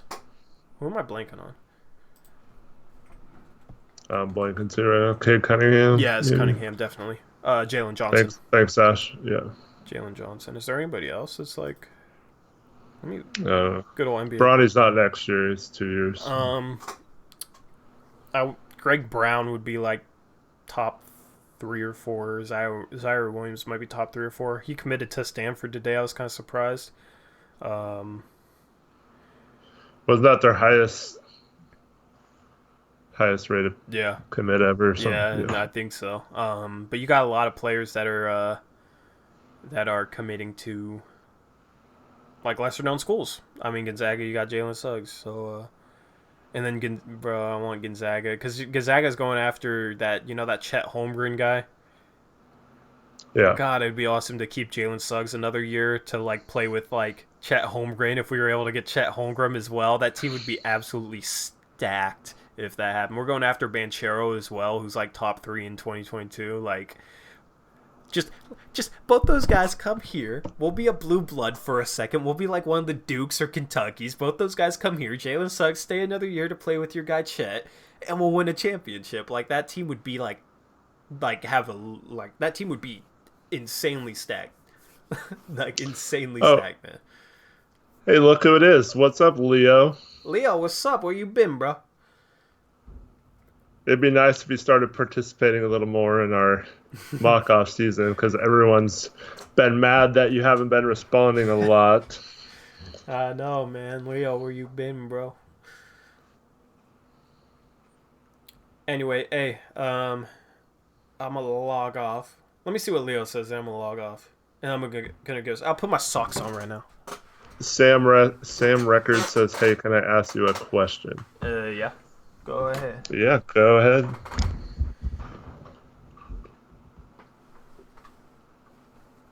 Nice chatting with all you guys. Leo says, haha, I'll try. Just respond to people. Take a few minutes each day and go through your messages and try to not. Yeah, I mean, you're on... Minnesota are like a key team in this because you have a top 10 pick and just know the draft is this Friday. So we need you to be there too if you still have your number 8 pick. And if you can't, then we need like a big board of prospects or something, because we want to get the first 10 picks of the draft out of the way live on stream on Friday. Or else kick him out, LOL. I mean, I don't want to. It's Leo, so like. Yeah. But Leo, what you been up to, bro? You're on quarantine, right? Yeah, I mean, it started kind of school back up today online, but whatever. Oh, I know it's not taking all this time. I mean, Sam, are you asking if we need alternates for our mock-off season? If that's so, join Discord and let us know in the main feed that you're Sam Records from chat today. And as of right now, everyone but a couple people are participating. If Leo participates, that just pretty much leaves one team as not really responding much. So yeah, we might still need one eventually, but as of right now, we have someone for each team. Yep. Yeah, online school. You ain't doing online school 17 hours a day, though. I know you're my daughter 16, 17 hours a day. My daughter is the same age, and she has like an hour of work to do each day. Leo's playing too many video games, bro. It's too good for us. It's too good for us.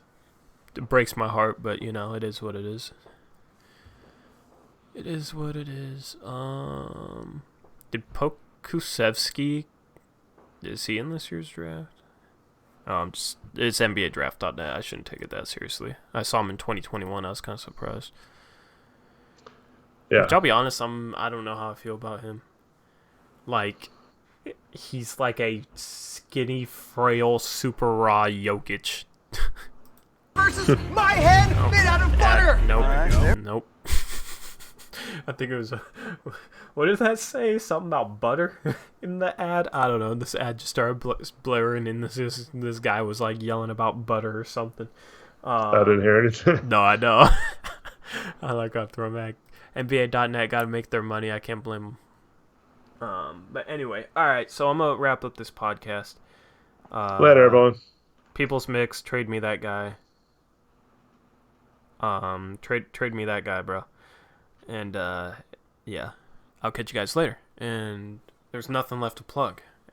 So this outro is kind of awkward because I'm used to like rolling it down with like plugs and like rolling it into that outro. But there's literally follow me on Twitter, subscribe to the channel if you're new, leave that thumbs up, Patreon, merch, yeah. Oh, real quick. Yeah, did you see I'm ahead of you in top 10 finishes though, Leo?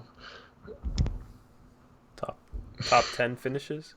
Ooh, he asked if I saw 6 dubs. Bro, you're gonna, yeah. Leo. Shit, man. I don't even know what to say. I don't even know what to say. Eric's out gaming you, bro. You're getting out gamed by a 40-year-old. Take this L. Oh, man. Leo, just get your ass back on the Discord, bro. Yeah. You got come on. you. I want to see. I want to see what you got, bro. I want to see what you got, man. So, anyway. Later, guys. Yeah, I'll catch you guys later. Peace out. Go Blaze.